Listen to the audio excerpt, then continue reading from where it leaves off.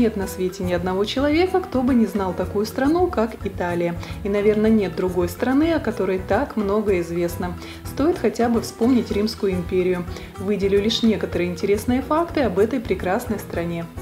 Общая площадь страны составляет 301 230 квадратных километров. Немало, но и немного. Для сравнения, площадь одной только Иркутской области – 774 846 квадратных километров.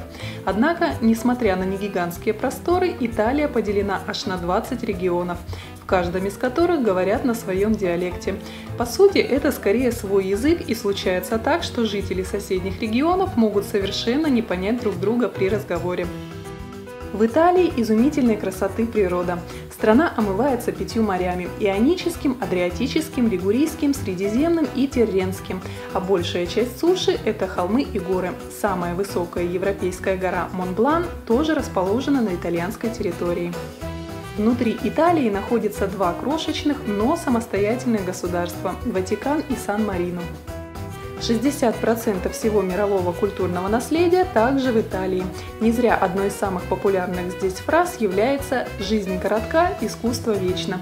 И как следствие, 4-е место по туристической посещаемости и 60% доходов в бюджет страны за счет туризма ежегодно.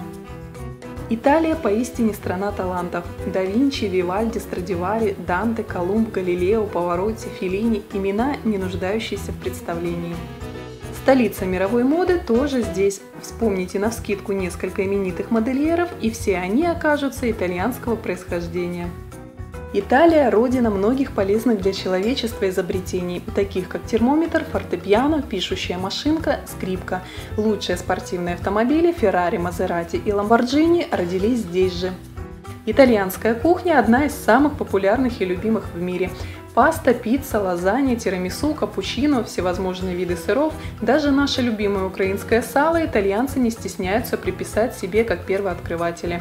Не знаю, спорить не берусь. Да, вспомнились еще мороженое и мартини. Италия в первых рядах по продолжительности жизни, в среднем это 80 лет. Итальянцам не зазорно жить с родителями лет эдак до 40, поздно женятся, и логично, что по количеству холостяков им нет равных, что не может не радовать наших непристроенных невест. В стране нет детских домов как таковых и бродячих животных, по крайней мере в том объеме, какой присущ России. Объясняется это безграничной любовью к детям и трепетным отношением к братьям нашим меньшим. Инвалиды здесь, кстати, полноправные граждане в обществе. Их не стесняются и не избегают. Для облегчения их жизни много что предусмотрено. Оборудованы лифты, общественные зоны и транспорт. Вы еще не влюбились в эту страну? Тогда есть повод узнать о ней еще больше.